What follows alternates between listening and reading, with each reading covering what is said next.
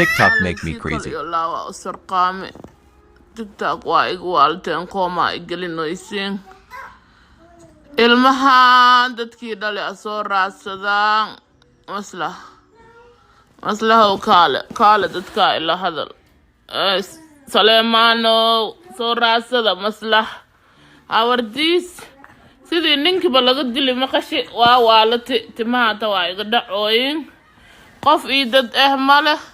Dadka dhan waa iga hor imaadeen. Aala dhahay ninka asagoo sarqaansana diinta u gafi. Anina hadda jidkii asagoo maray inaa maraa rabaa isku sarqaamo haween iyo maalin. Aalay waa ka dhacsanaay. Maantana timaha asagoo saas u kala daadsanaa u soo kacay. Maslaxa igu soo raadsada kii aloosha ka jirona aloosha waa la jeehaa waa lagu soo bixinaa. Soo raadsada dadkii Saleemaan waqti Soomaali odowka ugu noqdo waxaa samaynaysaa madaxa isku furanaysaa jawi degan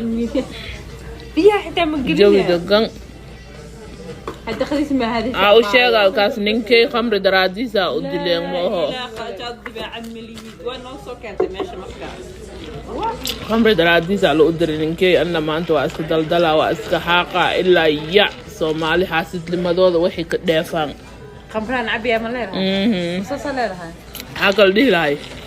عقل دي لاي نينكي خارجية Soomaali ما دين leedahay ما Soomaali ما دين leedahay runta u sheega aska daldala ilaa ya aska daldala Soomaaliya ma maqashan ya Maxamed waa disheen waa dhintay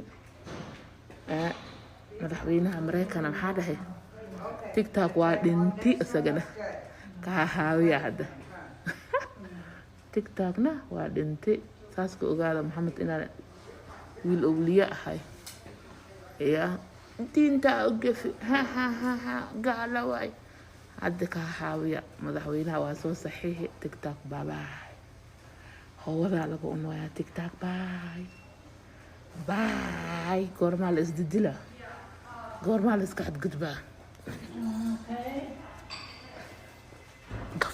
gaf waa idin gooy